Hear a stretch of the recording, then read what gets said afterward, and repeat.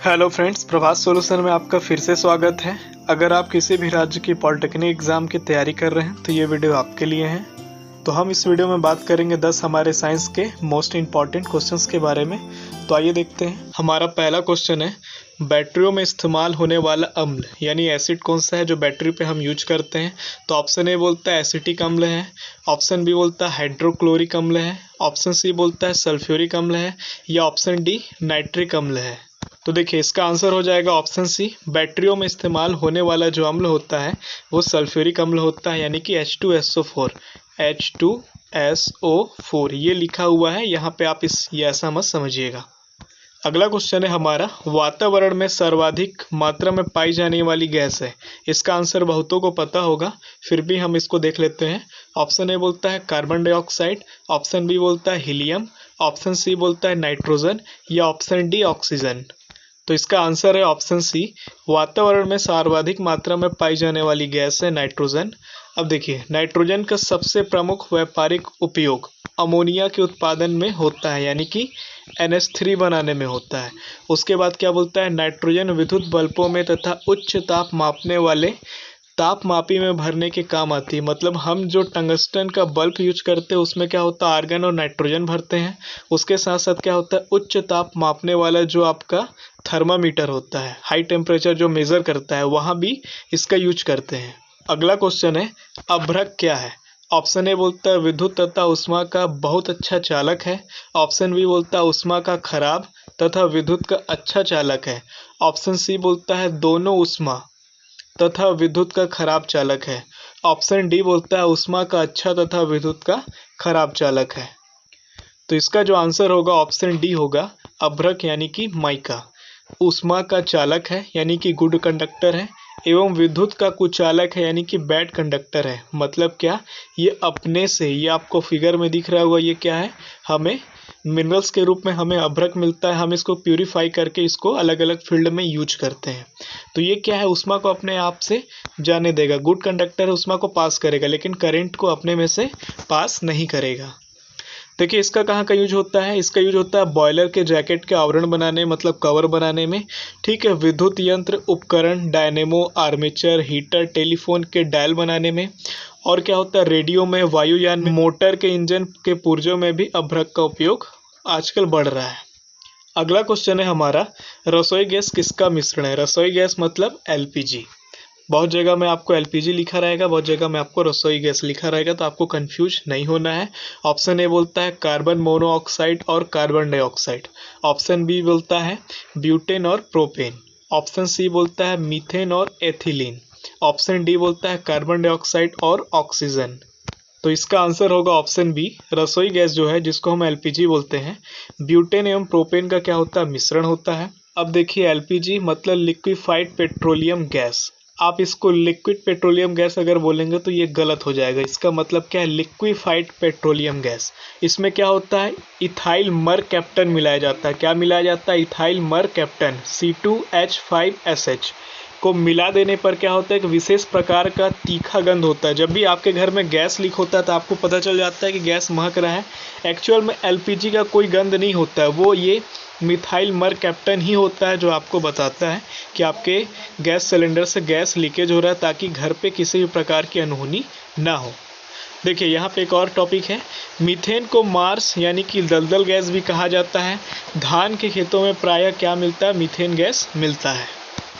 अगला क्वेश्चन है हमारा, गैस एजेंसियों के द्वारा दिए जाने वाले सिलेंडरों में रसोई गैस का रूप क्या होता है। ऑप्शन ए बोलता है तरल होता है, ऑप्शन बी बोलता है गैसीय होता है, ऑप्शन सी बोलता है ठोस होता है, या ऑप्शन डी विलियन। तो इसका आंसर होगा ऑप्शन ए। गैस एजेंसियों द्वारा दिए जाने वाली सिलेंडरों में रसोई गैस क्या होता है, तरल फॉर्म यानी कि लिक्विड अवस्था में रहता है। अगर ये क्वेश्चन याद नहीं होगा तो आप लाइटर को याद रखिए। लाइटर में आप देखे होंगे कभी ना कभी कि उसमें आपको एक द्रव, एक लिक्विड दिखता है, वो क्या होता है, गैस होता है। अगला क्वेश्चन है हमारा, लोहे के पाइपों को संक्षारण से बचाने के लिए उसके ऊपर जस्ते की परतें चढ़ाई जाती है। इस प्रक्रिया को कहते हैं, क्या कहते हैं? संक्षारण मतलब जंग से बचाने के लिए। तो क्या कोटिंग किया जाता है? तो ऑप्शन ए बोलता है इलेक्ट्रोप्लेटिंग किया जाता है, ऑप्शन बी बोलता है तापानुशीतन किया जाता है, या ऑप्शन सी आपका गैल्वेनीकरण करते हैं, या ऑप्शन डी वल्कनीकरण करते हैं। तो देखिए इसका जो आंसर है ऑप्शन सी होगा। लोहे के पाइपों को संक्षारण मतलब जंग से बचाने के लिए उसके ऊपर जस्ते की परत चढ़ाई जाती है, कोटिंग की जाती है जिंक जस्ते की। इस प्रक्रिया को हम गैल्वेनीकरण या जस्तीकरण, इंग्लिश में आप बोलेंगे तो गैल्वेनाइजेशन कहते हैं। अब देखिए इलेक्ट्रोप्लेटिंग क्या होता है? तो इलेक्ट्रोप्लेटिंग मतलब विद्युत लेपन। निम्न कोटि की धातु को सुरक्षित रखने या उसको आकर्षक बनाने के लिए उस पर एक उच्च कोटि की धातु की एक पतली परत चढ़ाने की क्रिया को हम विद्युत लेपन कहते हैं। कहने का मतलब ये है कि आपने कोई कॉपर का, कोई तांबे का अगर कोई सामान बनाया, उस पर आप अगर गोल्ड का अगर पानी चढ़ा देते हैं तो वो जो प्रक्रिया होती है वो विद्युत लेपन के द्वारा होती है। अगला यहाँ पे है वल्कनीकरण। वो क्या होता है? तो प्राकृतिक रबड़ में सल्फर मिश्रित करने की प्रक्रिया को वल्कनीकरण कहलाती है। इसका मतलब ये है जो हमको प्रकृति से रबड़ मिलता है वो क्या रहता है, उतना मजबूत नहीं होता है। उस रबड़ को हम क्या बोलते हैं, आर्टिफिशियली करने के बाद सल्फर मिलाते हैं और वो और मजबूत हो जाता है, हमारे दैनिक जीवन में यूज़ करने लायक हो जाता है। अगला क्वेश्चन है हमारा, पौधे के लिए सबसे अच्छा उर्वरक क्या है?